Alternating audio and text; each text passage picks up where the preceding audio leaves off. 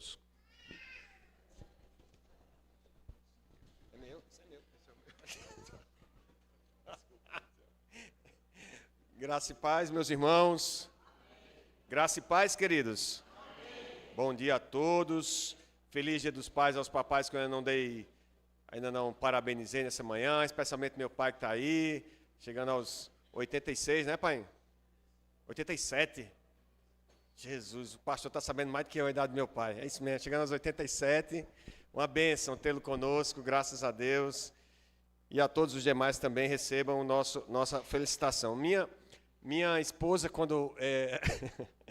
ela vai ficar com muita raiva porque eu vou falar isso, mas quando eu estava terminando de preparar os slides hoje pela manhã, ela disse assim, marido, tem recebimento de membros hoje e tal, diminui essa aula para metade. Aí eu, pensando cá comigo, eu disse, não tem problema da gente diminuir a aula hoje, porque hoje a gente sabe onde vai almoçar. Ninguém vai sair para almoçar hoje. Então, qualquer coisa a gente serve a feijoada no meio da aula, não tem problema nenhum. Vamos dar continuidade aos nossos estudos. Os irmãos que estão nos visitando, nós estudamos sequencialmente o Evangelho de João. Estamos estudando já há algum tempo sequencialmente o Evangelho de João. Já aproveito para fazer um pouco do marketing da nossa próxima série de sermões à noite, nos cultos vespertinos. Nós estaremos estudando a partir do próximo domingo, não é isso, pastor?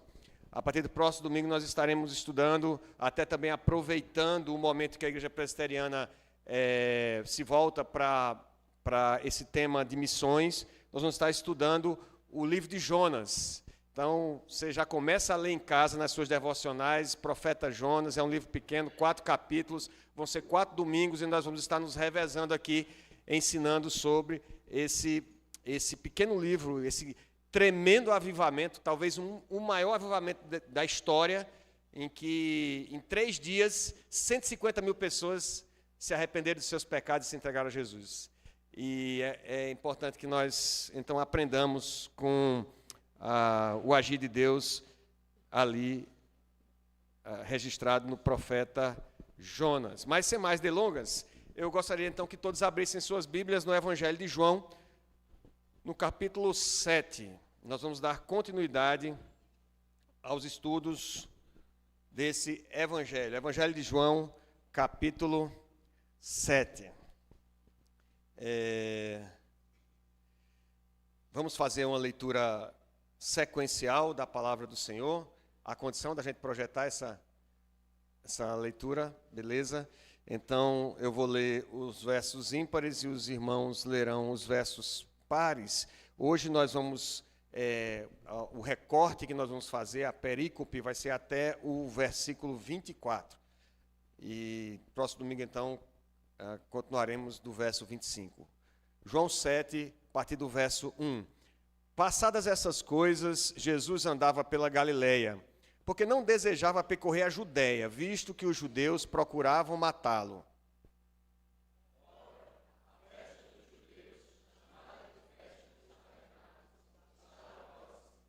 Dirigiram-se, pois, a ele os seus irmãos e lhe disseram, deixa esse lugar e vai para a Judéia, para que também os teus discípulos vejam as obras que fazes.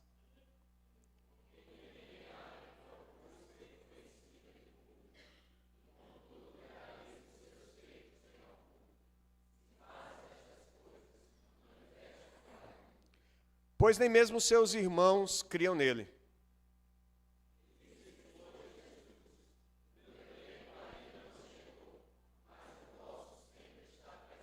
Não pode o mundo odiar-vos, mas a mim me odeia, porque eu dou testemunho a seu respeito de que as suas obras são más.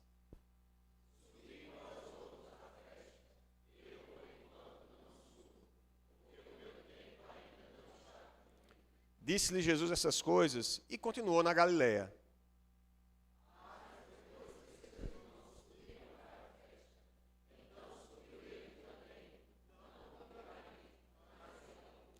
Ora, os judeus o procuravam na festa e perguntavam, onde estará ele?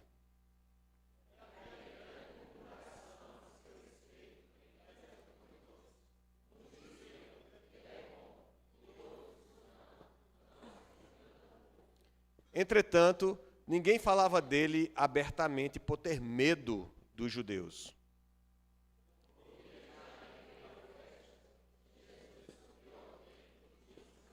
Então os judeus se maravilhavam e diziam: como sabe essas letras sem ter estudado?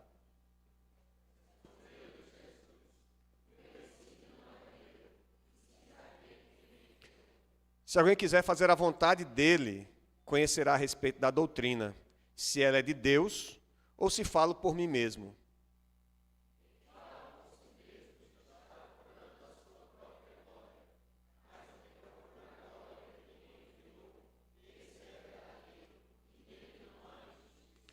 Não vos deu Moisés a lei? Contudo, ninguém dentre vós a observa. Por que procurais matar-me?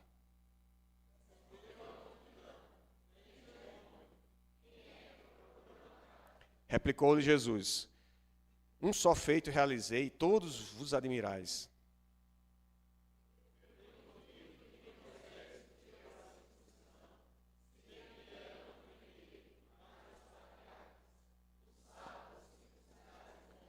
E se o homem pode ser circuncidado em dia de sábado, para que a lei de Moisés não seja violada, por que vos indignais contra mim pelo fato de eu ter curado no sábado ao todo um homem?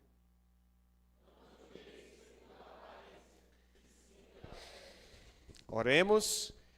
Senhor, nosso Deus, amado Pai, muito obrigado por esse dia. Obrigado, Senhor, por estarmos aqui nesse lugar que reservamos para a adoração.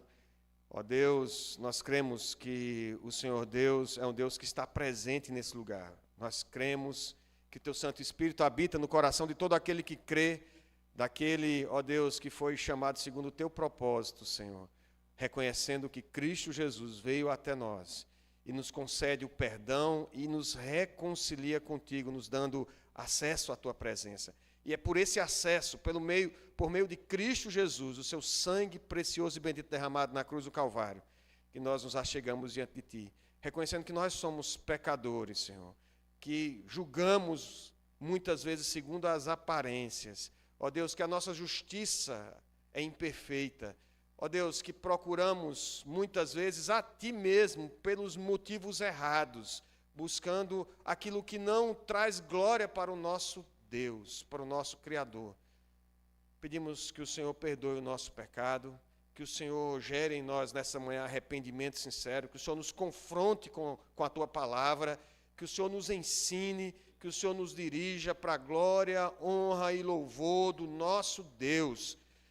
Pai Santo, cumpre a Tua vontade e fala conosco, Senhor. É a Tua palavra que lemos agora. Não é qualquer palavra, não é qualquer livro, mas a palavra inspirada pelo Deus vivo. Ó Deus, fala conosco. Em nome de Jesus, abençoa o ensino das crianças, abençoa as congregações agora. Ó Deus, também a Tua igreja, Senhor, aonde a Tua palavra está sendo exposta. Livra-nos do engano, do erro, livra-nos, ó Deus, da idolatria do homem, livra-nos, ó Pai, prepara-nos para o dia glorioso e bendito do Senhor. É assim que nós oramos, agradecidos em nome de Jesus. Amém. Bom, meus queridos, se vocês lembram, domingo passado nós não tivemos a exposição do Evangelho de João por causa da conferência missionária, mas antes nós terminamos o capítulo 6 de João, em que Jesus ele fala sobre, o capítulo 6 fala sobre a multiplicação dos pães, e Jesus diz que é o pão da vida. Aliás, o Evangelho de João é cheio dessas definições a respeito de Jesus. Eu sou a água da vida, eu sou o pão da vida, eu sou o caminho, a verdade e a vida. E parece que propositadamente João, mostrando que Jesus era verdadeiramente Deus e verdadeiramente homem, ele insiste em dar essas definições, talvez remetendo ao povo a ideia do eu sou lá do Antigo Testamento, que era a forma singular com que Deus se revelou ao seu próprio povo. Lembra quando Moisés, nós pregamos sobre isso aqui, quando Moisés foi chamado por Deus, e uma das desculpas de Moisés foi dizer, mas se perguntarem quem foi que te mandou, eu vou dizer o quê? Aí o Senhor diz Diga, eu sou lhe enviou, Yahvé lhe enviou. Esse era o nome particular, o nome singular com que o nome de Deus era conhecido pelo seu povo, e João então explora essa qualificação, esse nome de Deus em todo o seu evangelho. Só que Jesus aprofunda esse discurso, dizendo aos judeus e dizendo aos seus discípulos de que ele, como pão da vida, aqueles que vêm até ele teriam que comer a sua carne e beber o seu sangue. E esse discurso foi duro. Esse discurso foi muito duro, de modo que no final do capítulo 6, embora Jesus estivesse apontando ali para o seu sacrifício, para si mesmo como cordeiro pascal, aquele que dá a vida pelos nossos pecados, e que nós participaremos da mesa do Senhor, onde comemos. Hoje à noite teremos essa oportunidade aqui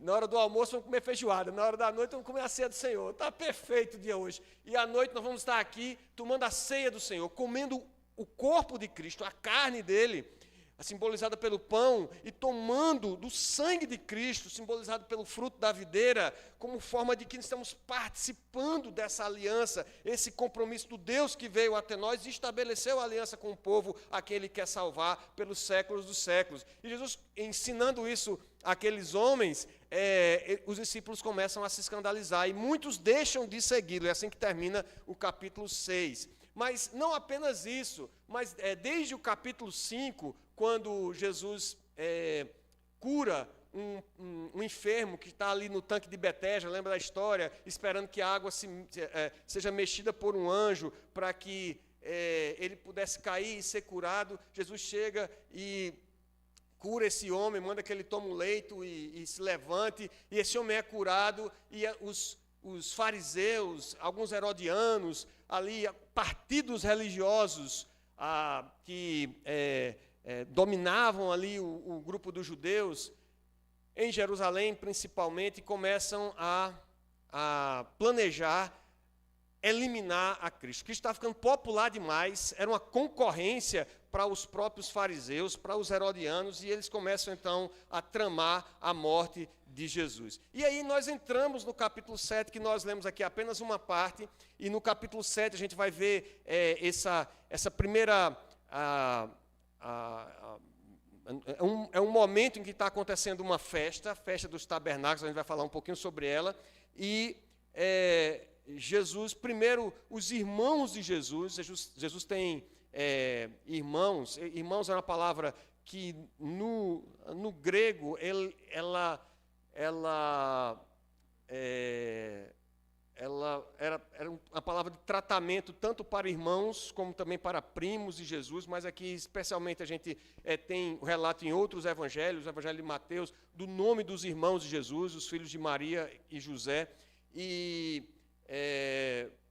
esses irmãos, esses familiares de Jesus, não entendiam então por que Jesus ficava ali. Jesus estava nesse momento em que ele percebeu que havia uma trama para tirar a sua vida. Ele sai do centro religioso da época, que era Jerusalém, e ele fica nas regiões da Galileia, que era uma região mais próximo da fronteira com os gentios, e até certo ponto discriminado. A gente vai ver isso, até os próprios fariseus, quando se referem aos galileus, se referem com certo desprezo, e Jesus fica pregando e ensinando para essa região, entre o norte e o nordeste ali da Judeia, na Galileia. E os irmãos de Jesus não entenderam isso inicialmente, e aí o texto vai tratar desse questionamento, dessa intenção de tornar Jesus mais popular, passando pelo medo dos próprios judeus acerca desses partidos religiosos que estavam querendo, que estavam tramando a morte de Jesus, e que a qualquer momento, talvez, se você falasse, ou se você louvasse a Jesus, ou se você defendesse Jesus, você podia ser expulso da sinagoga. Então, João vai fazer a referência um pouco a esse momento que os judeus estavam passando, e entrando para uma nova controvérsia aqui entre Jesus e os judeus, entre Jesus e esses grupos religiosos, que era o fato de que, como Jesus podia estar ensinando? Jesus ensinava como um rabi, um mestre. O rabi ele chegava, sentava em pátios, em locais que eram normalmente usados para o ensino. Então as pessoas se juntavam ao redor dele e ele começava a ensinar. Mas Jesus não teve formação acadêmica para a época, Jesus não teve formação rabínica e estava ali ensinando e ele é questionado a respeito disso. No final do capítulo a gente vai ver que os fariseus então mandam guardas para prenderem Jesus e Jesus novamente faz outra declaração de que ele é a água da vida. Assim, do verso 37 em diante ele vai falar isso. E quem crê nele, do seu interior fluirão rios de água viva. Ele repete um discurso que ele já tinha dito para uma certa mulher que estava sentada à beira do poço e que de vez em quando Timóteo nos lembra aqui da história dela, cantando aqui louvores, a mulher sentada ali no poço e tal. E Jesus fala a primeira vez a essa mulher que se ela bebesse da água que ele tinha para dar, do seu interior fluiriam rios de água viva. Jesus repete aqui esse ensino, de modo que os guardas que foram enviados para prender Jesus voltam, com a cara mexendo, e os fariseus, cadê o homem? Cadê, vocês não trouxeram, não? E os guardas disseram, rapaz, não trouxemos, não. E por que vocês não trouxeram? Eles falaram, ninguém ensina como ele, ninguém fala como esse homem. Esse homem é diferente, a gente não teve condição de trazer, não. E Nicodemos tenta defender Jesus, lá no finalzinho do capítulo 7, de modo que ele também é acusado de estar sendo barrista ali, porque ele também era da região da Galileia, e que era um local de pouca credencial para levantamento profético, para levantar profetas, e Jesus não podia estar ensinando. Enfim, esse é o resumo do capítulo. Mas o capítulo 7, ele passa, o momento, o cenário, é dessa festa dos tabernáculos. Eu coloquei uma foto aí, um desenho aí da festa dos tabernáculos, quando ainda comemorada lá no deserto, foi quando iniciou essa comemoração, porque foi uma ordem, está dentro da lei de Moisés, lá em Levítico, capítulo 23, versos 33 a 44, o Senhor institui, dentre as 3 festas que o povo tinha que se reunir para celebrar, para adorar o nome do Senhor.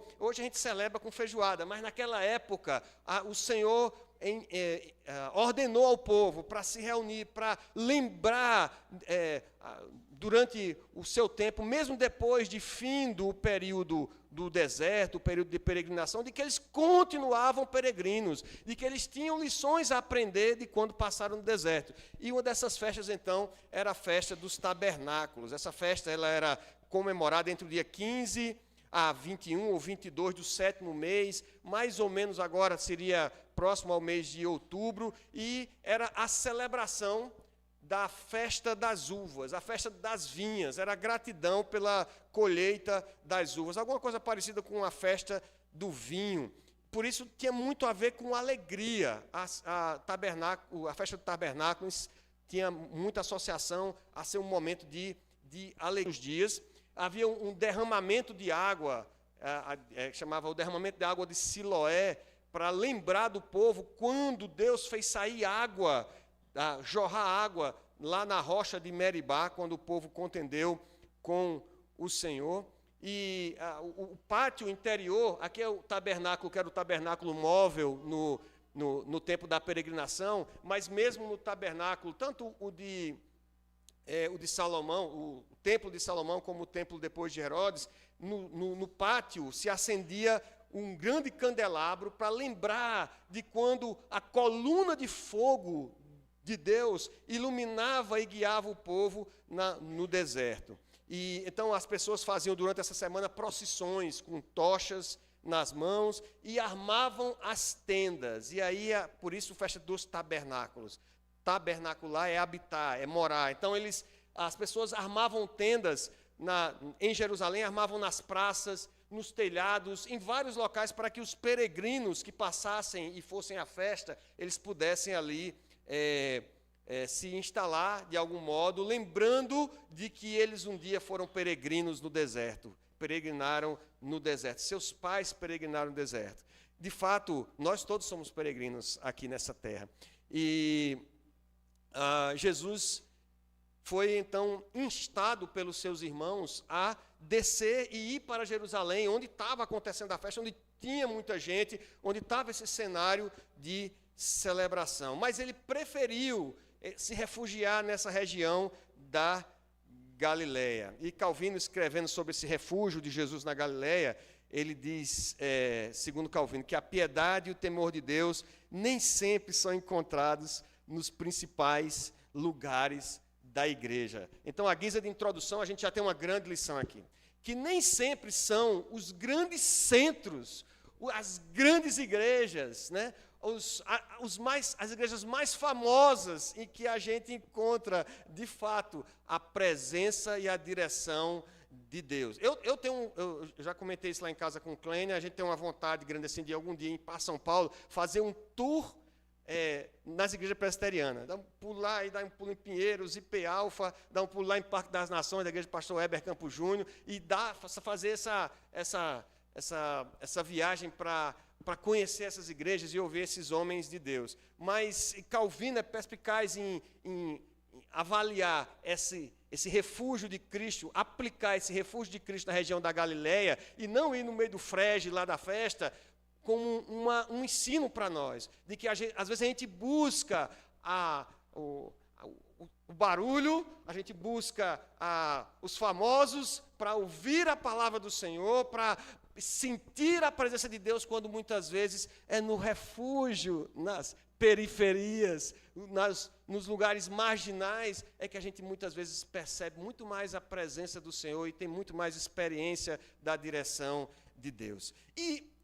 Então, eu queria, em 4 momentos rápidos, né, aqui, tratar com os irmãos sobre alguns princípios que algumas aplicações especialmente que podemos tirar desse momento em que Jesus está passando pela festa dos tabernáculos.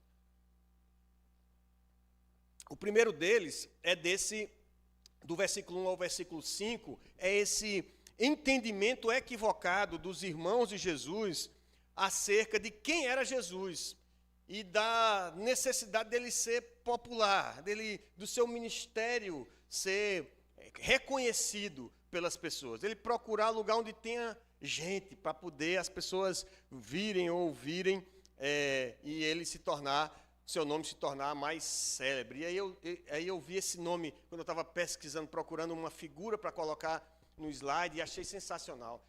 Religiosidade, que muitas vezes é isso que está na cabeça da gente quando a gente procura vir para a igreja aos domingos, a gente procura uma igreja para congregar. Hoje nós tivemos irmãos aqui que passaram por classe de primeiros passos, que foram visitados pelo pastor, que foram observados e que deram prova da sua fé, do seu testemunho, para participarem dessa igreja. Mas muitas vezes nós buscamos a igreja pelos motivos equivocados, assim como os irmãos de Jesus entendiam o ministério de Jesus de forma equivocada. Percebam que Jesus, então, passadas essas coisas que nós todos falamos aí do capítulo 5 e 6 de João,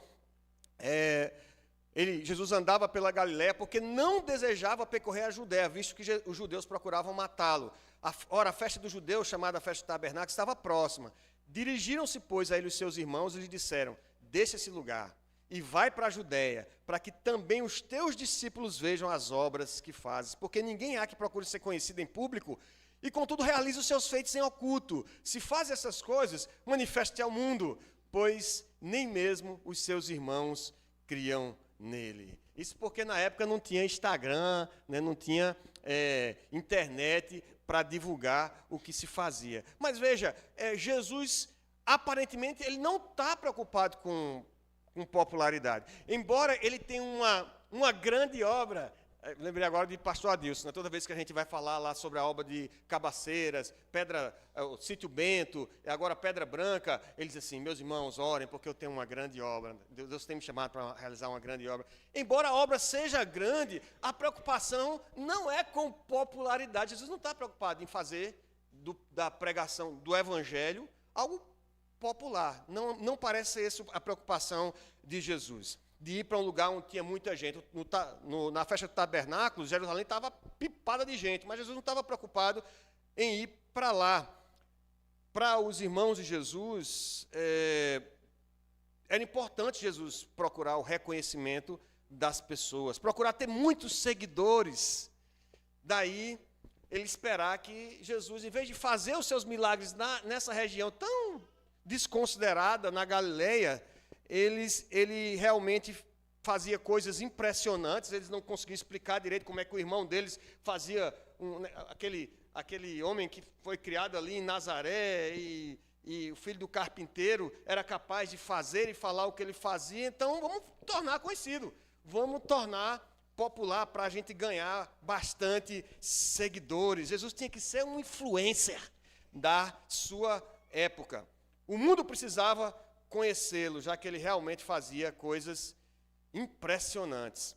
E aí, João, o apóstolo João, quando ele está escrevendo essa narrativa, ele faz uma espécie de apóstolo, ele faz uma explicação de que ele entende que é a visão desses irmãos. E o versículo 5 é exatamente isso. Ele diz assim, pois, é a conclusão de João, ele diz, pois, nem mesmo seus irmãos criam nele. A visão equivocada do ministério de Jesus, fruto da visão equivocada de quem é Jesus, leva a buscá-lo pelos motivos errados. Porque se de fato crescem em Jesus, se tivessem uma fé verdadeira, uma fé que foi colocada nos seus corações pelo Espírito Santo de Deus, se tivesse Deus que tivesse sido chamado eles de fato entenderiam ou veriam com outros olhos. E aí uma primeira aplicação para esse primeiro ponto, então, que eu gostaria de chamar a atenção dos irmãos, é que nós podemos procurar Jesus e nos reunir pelas motivações erradas.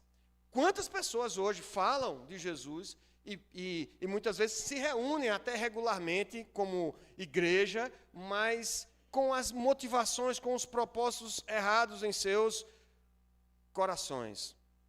Às vezes, os da própria casa, que eram os irmãos de Jesus, seus parentes, não conseguiam entender a obra de Deus. Às vezes, os da nossa casa não conseguem entender a obra que Deus faz na nossa vida. Não conseguem entender o que é que Deus está fazendo.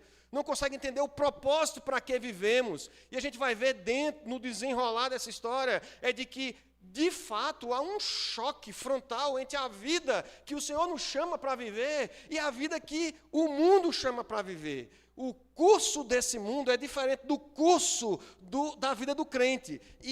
E por isso, muitas vezes, nem os da própria casa conseguem entender por que é que nós vivemos ou fazemos o que fazemos, por que é que nós nos dedicamos à oração, à leitura da palavra, à adoração do nome do Senhor, em vez de procurar viver como todo mundo vive, buscando conforto, buscando riqueza, buscando curtir, ter prazer, porque nós cremos num Deus cuja mensagem transformou o nosso coração e nos chamou para uma vida abundante. Não somos prisioneiros dos prazeres momentâneos desse mundo, nem das riquezas dessa vida passageira. Nós somos livres para adorar pela eternidade o nome do Senhor. Mas às vezes glória a Deus, às vezes da própria casa não entende a obra de Deus na vida do crente. Implica dizer que cada um que é chamado pela graça, deve responder ao Senhor, independente de sua convivência familiar com piedosos. A realidade é que o cara era irmão de Jesus. A gente vai ver depois, eu estou falando assim, mas a gente vai ver que depois na história, o próprio Tiago, o irmão de Jesus, vai se transformar num dos líderes da igreja de Jerusalém.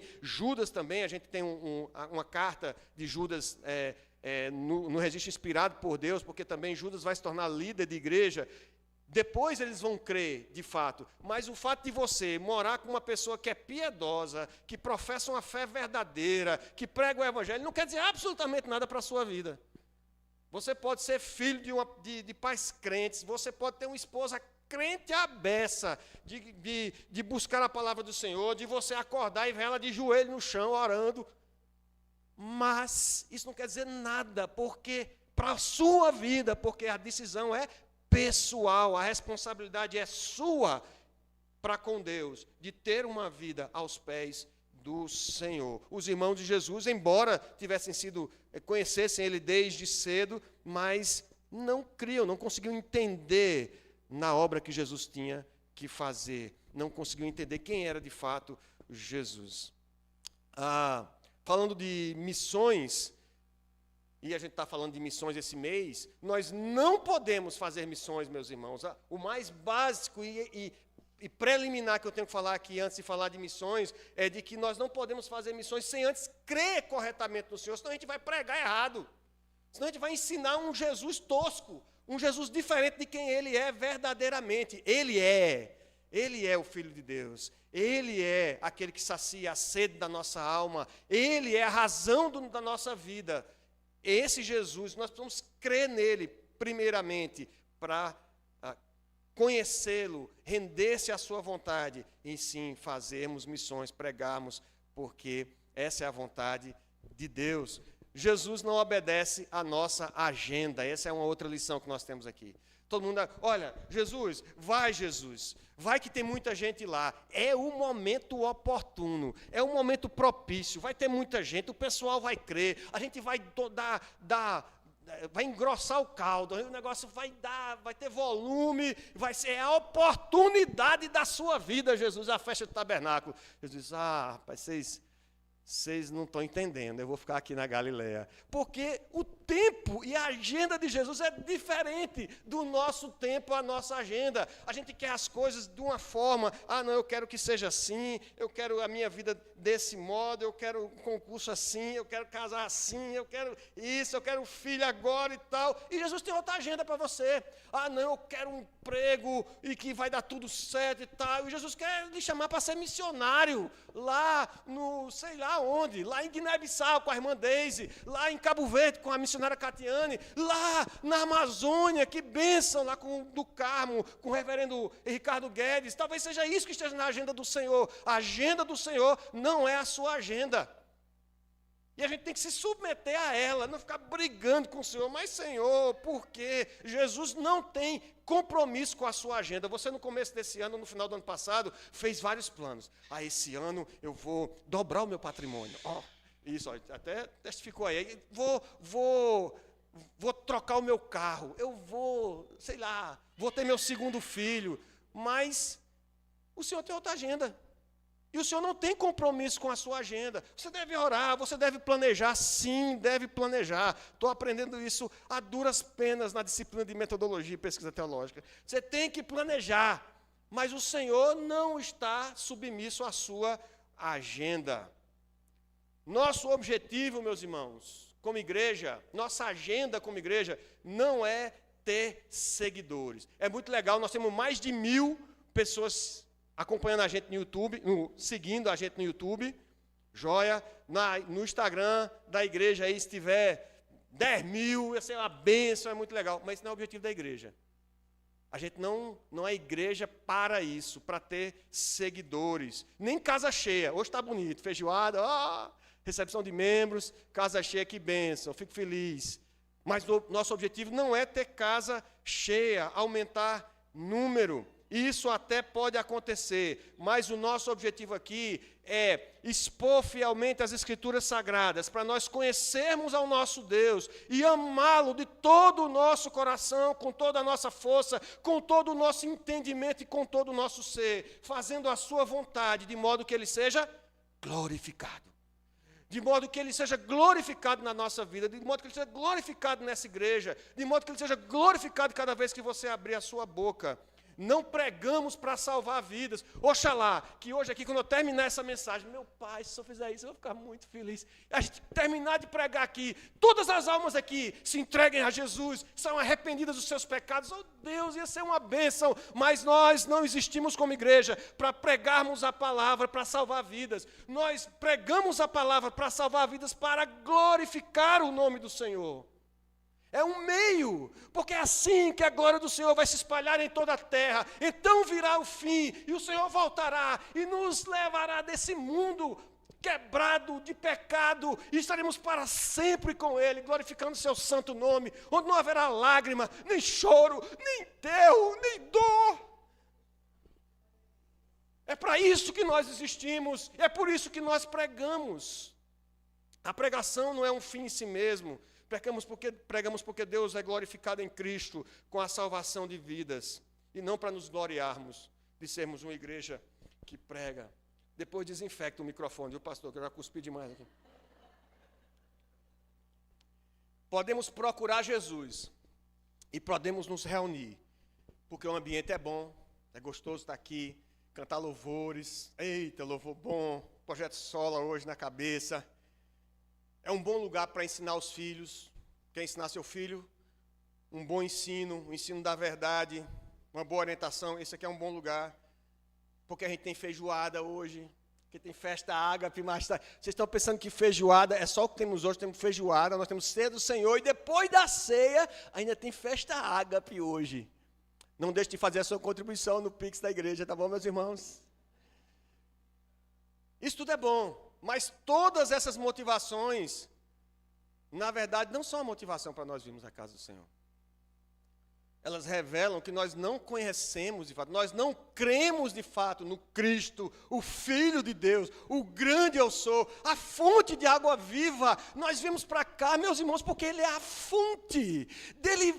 De quem crê nele, do seu interior, jorram rios de água viva, porque dele sai verdadeira vida, porque ele é alimento para o nosso coração, e porque quando nós o buscamos, ele se apraz em vermos humilhados na sua presença, e o seu nome santo é glorificado. É por isso que nós vimos para cá. Tudo esses outros aí é uma bênção, é bom. Mas o melhor, não troque a sua motivação do que é melhor, do que é essencial, pelas outras coisas passageiras, efêmeras dessa vida. Como já demorei demais no primeiro ponto, eu acho que eu vou concordar com a minha esposa, só vou fazer a metade da lição hoje. Primeiro, nós então precisamos ter um entendimento correto de quem é Jesus e do seu ministério. Segundo, Jesus responde aos seus irmãos fazendo a distinção entre quem ele é e o seu projeto, o seu ministério e o mundo. Versículo 6 até o versículo 9, ele diz: disse-lhe, pois, Jesus, o meu tempo ainda não chegou, mas o vosso sempre está presente. Meu, vosso. Não pode o mundo odiar-vos, mas a mim me odeia, porque eu dou testemunho a seu respeito de que as suas obras são más. Subi vós outros à festa. Vão vocês. Por enquanto não subo, porque o meu tempo ainda não está cumprido. Disse-lhe Jesus essas coisas e continuou na Galileia. A gente vai ver que Jesus depois desceu, de fato, para a festa, mas no seu tempo. Então, meus irmãos, há uma distinção, e nós temos que ter isso claro na nossa mente, entre viver para a glória do Senhor e viver para o mundo. Viver segundo o curso desse mundo, é isso que Paulo ensina lá aos Efésios, nós falamos na classe Primeiros Passos sobre esse texto, capítulo 2 de Efésios, e viver para o Senhor. Quem vive no mundo, para quem vive no mundo, é sempre tempo de buscar popularidade, de buscar reconhecimento. O propósito de irem à festa, apesar de parecer religioso, era uma festa religiosa, era também muito mundano. Estava lá porque todo mundo estava indo. Vamos para lá porque vai estar todo mundo lá e a gente consegue arrebanhar mais adeptos para a causa. Apesar de religioso, era também muito mundano. Para quem está no mundo, ganhar o mundo é um grande objetivo. Rapaz, o bom dessa vida é ganhar o mundo, é conquistar as coisas, é ter poder, é ter popularidade. Mas para quem crê no Evangelho da Graça, esse Evangelho não pode ser pregado sem convocar o mundo inteiro para o tribunal de Deus, condenando com o pecado. Lembrem que a mensagem da cruz, a mensagem do Evangelho começa com uma grande realidade. Quando Paulo começa a escrever Romanos, ele começa pelo quê? Lá em Romanos capítulo 1. Todos, não há um justo sequer, não há quem faça o bem. Todos se extraviaram a uma. O homem está numa situação de distanciamento de Deus, incapaz de conhecer a Deus, carece da glória de Deus. Ele vai falar aos Efésios, à igreja de Éfeso, lá no capítulo 2, ele diz assim, olha, ele vos deu vida estando vós mortos. Antes de falar da vida que Jesus deu, ele diz, vocês estavam mortos nos vossos delitos e pecados, nos quais vocês andaram outrora segundo o curso desse mundo. Vocês faziam tudo que os outros faziam, vocês andavam como o mundo andava, mas Deus, sendo rico em misericórdia, por causa do grande amor com que vos amou. Estando vós mortos, vocês estão mortos. É preciso, para esse mundo, para a gente pregar o evangelho para o mundo, a gente precisa falar que o mundo está morto. Falar que viver para esse mundo é viver para a morte. É viver para o príncipe, segundo o príncipe da potestade do ar, que é assim que Paulo fala lá em Efésios 2, o espírito que agora atua nos filhos da desobediência, é viver para o diabo. Há uma distinção que é clara, e às vezes a gente fica querendo conviver com as duas realidades, a gente fica querendo tentar conciliar uma vida para o mundo e uma vida para Deus. Não há conciliação, é ruptura mesmo. Se você amar o mundo, o amor do Pai não está em você, é assim que João vai falar na sua carta, 1 João capítulo 2. Mas se você amar a Deus e crer no seu Filho, o mundo vai lhe odiar.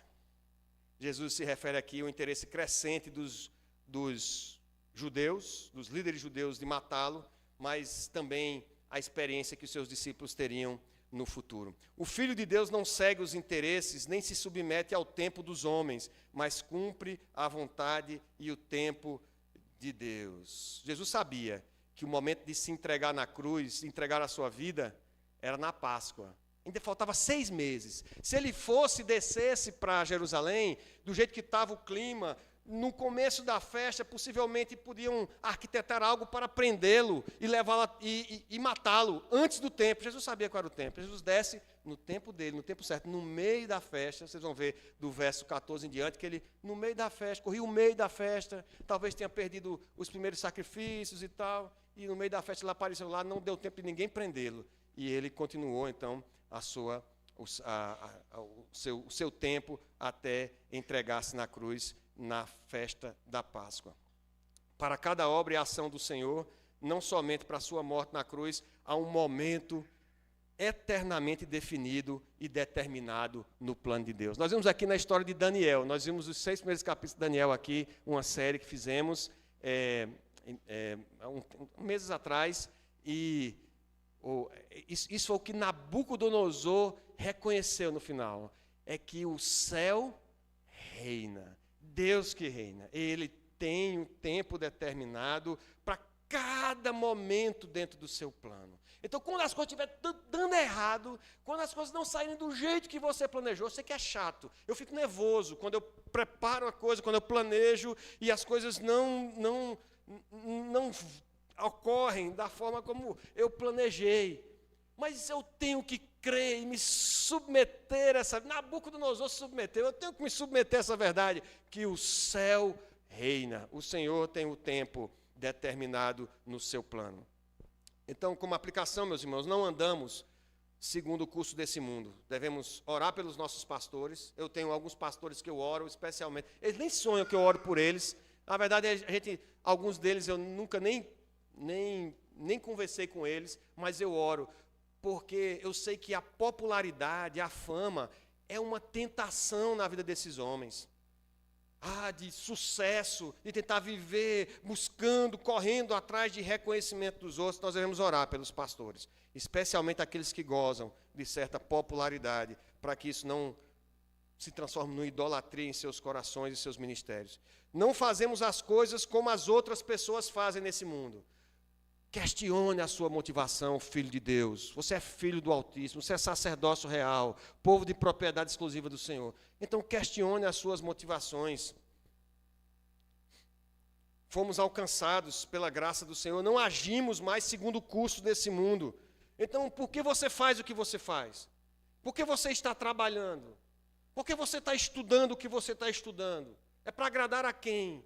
Por que você posta o que você posta? Eu estava conversando eu também não pedi permissão a ela para contar esse exemplo. Hoje vai ter DR lá em casa, vai ter que discutir relação. Mas eu disse, a gente viajou de férias e praticamente a gente não postou foto nenhuma. E ontem a gente estava conversando, eu disse, meu bem, sabe por que a gente não postou foto nenhuma? Porque as pessoas que eu queria mais que participassem do momento que eu estava vivendo ali já estavam comigo, eram meus filhos e ela. Eu não estou dizendo que é errado você postar, não. Ela está pregando para você não postar nada na internet. Não estou falando isso, não. Mas questione sua motivação. Às vezes a gente está postando a mais ridícula bobagem apenas receber um like, para ter um reconhecimento. Nós não andamos segundo o curso desse mundo. Esse mundo anda assim, atrás de reconhecimento. Se eu tiver milhões de curtidas e seguidores, isso vai ser maravilhoso. Para você não. Para você maravilhoso é estar na presença do Altíssimo, de joelhos, prostrado, reconhecendo que Ele é Senhor. Calma, respira. Não andamos segundo o curso desse mundo. Por que você posta o que você posta? Porque você discute o que você discute. Começando a discutir política. Aí você entra, não, porque isso é injusto. É injusto para quem? Se toda a justiça do homem é imperfeita. A única justiça que é perfeita é a justiça de Deus. Então o que for postado ali, o que você colocar, o que a outra pessoa colocar, qualquer que seja a ideologia, vai ter erros. Vai estar maculado pelo pecado, e você perde o seu precioso tempo para estar postando, arrumando briga na internet, arrumando confusão. Abram os olhos, meus irmãos, nós estamos chegando em tempo de eleição. Igreja é igreja. Nossa missão no mundo como igreja não é estar arrumando encrenca, brigando, belicosos, arrumando briga, chamando pessoas para briga na internet. Nossa missão é pregar a palavra do Senhor para que o nome do Senhor seja glorificado. Realçar a santidade, a pureza, a grandeza do nosso Deus. É isso que nós fazemos como igreja. Por que você se veste como você se veste? Hoje teve uma confusão em carro para sair de casa, que eu tinha que sair com a camisa da mesma cor dos meus filhos, porque senão não saía. Para qual que você vai? Pai, eu sei lá, deixa eu terminar de tomar banho. Pai, será que comigo? Eu não sei, qualquer uma. Mas por que você se veste como você se veste? Para o mundo é sempre o tempo de viver para agradar, segundo a concupiscência da carne, a concupiscência do mundo e a soberba da vida. Inevitavelmente, se amamos a Cristo em algum momento, em algum aspecto, o mundo vai nos odiar.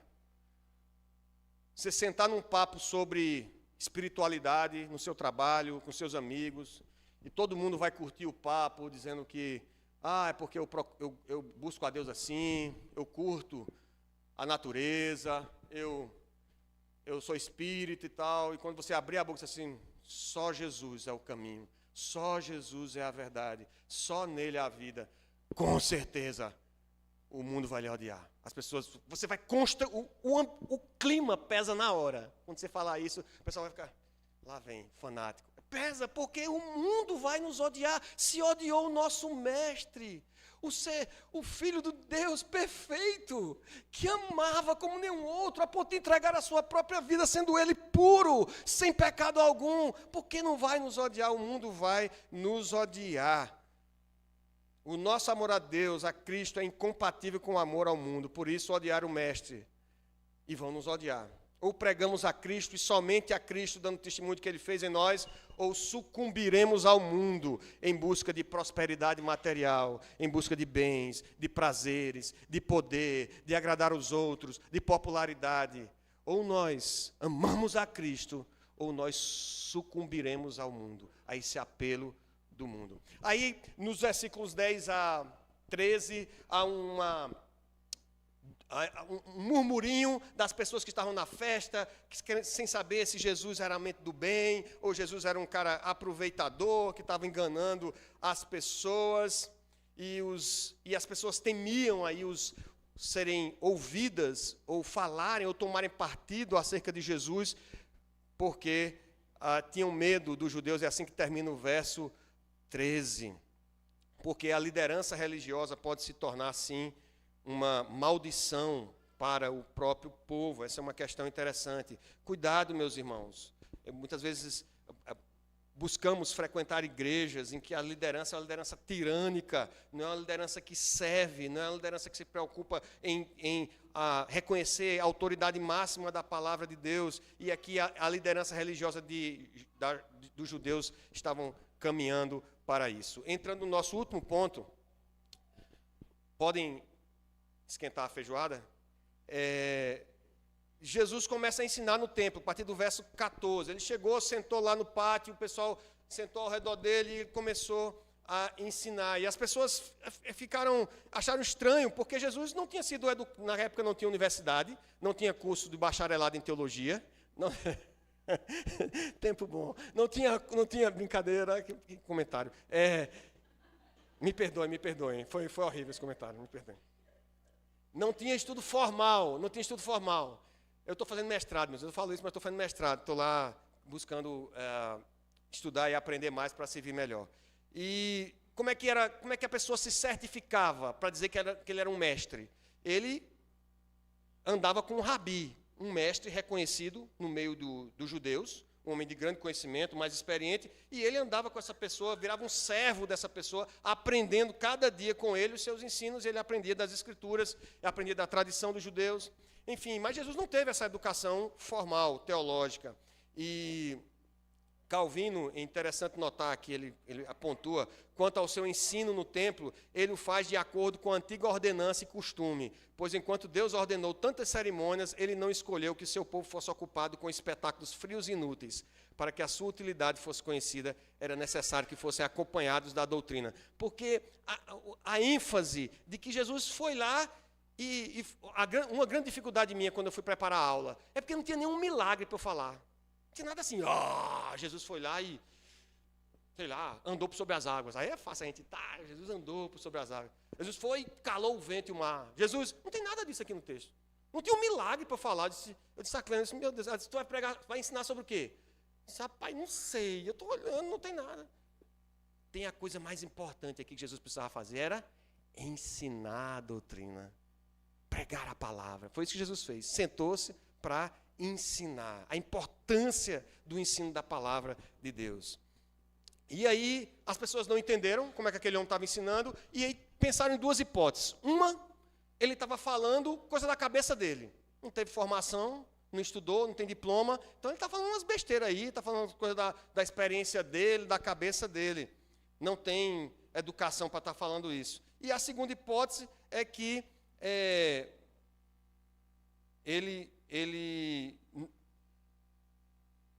a primeira hipótese, para tentar explicar como o filho do carpinteiro sentava e ensinava como mestre, é porque ele teria recebido educação formal. Sim, mas ele não recebeu. A segunda hipótese é que Jesus não ensinava corretamente, falava suas próprias opiniões e ideias. E daí que Jesus vai contra-argumentar isso e vai dizer assim, olha, o meu ensino não é meu.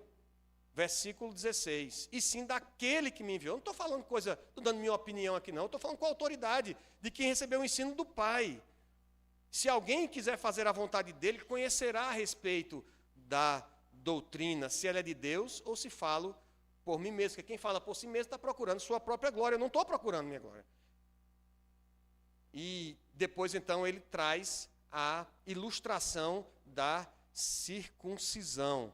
Por quê? Porque Jesus aqui confronta eles com essa ideia de eles estarem tentando matá-lo, porque ele curou um homem no sábado, curou completamente o homem e mandou que ele carregasse o seu leito. E Jesus diz, olha, vocês, quando Moisés mandou lá na lei, muito embora que a circuncisão tenha vindo de Abraão, desde Abraão, que 500 anos antes de Moisés já se praticava a circuncisão,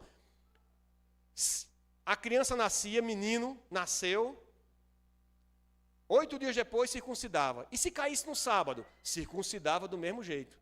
Porque era uma forma de reconhecer, é um ritual de purificação. Tirar uma parte do corpo e ali a criança estaria participando da aliança depois desse momento de purificação. Então Jesus diz, olha, se para fazer isso vocês fazem, respeitando a lei, purificando uma parte do corpo, por que é que eu não posso fazer para purificar o corpo inteiro? E Jesus aqui está dizendo, olha, ele foi curado, mas não somente da sua chaga, do seu problema, que ele jazia anos ali, esperando uma cura, mas ele foi curado do mal do seu coração. E será que eu não posso fazer também esse bem durante o sábado? O benefício externo concedido ao corpo, não somente o benefício externo, mas a vantagem espiritual do milagre de Jesus era muito maior do que o da própria circuncisão. E algumas aplicações, meus irmãos. De fato, eu acredito que Jesus não tinha intenção de militar contra o estudo formal aqui, quando João escreve isso, não é para dar essa ideia, mas Muitas vezes nós queremos lançar descrédito no ensino, no estudo das Escrituras Sagradas, como eu fiz aqui a brincadeira no começo, porque a gente diz que engessa a ação do Espírito Santo, mas nós não nos reunimos para diversão. A gente vai ter feijoada, vai ter festa, mas nós não nos reunimos para diversão. Nós nos reunimos para adoração. E quem dita, quem dá a regra, os ditames dessa adoração é a palavra de Deus. E por isso nós precisamos estudar. Por isso nossos pastores precisam estudar a palavra. Por isso nossos presbíteros, líderes da igreja, precisam estudar, de fato, a palavra do Senhor. Podemos fazer uma chamada à vigilância aqui, sobre tanta coisa que nós temos ouvido, que não passa de ensino de homens, para disseminar opiniões, cheio de meias-verdades, que nada mais buscam senão a glória de homens. Há uma confrontação também para vivermos a verdadeira espiritualidade, não baseada em rituais, em formalidades, como era a festa, embora algumas devam ser observadas, mas, sobretudo, testando sempre nossa motivação de glorificar a Deus e não aos homens.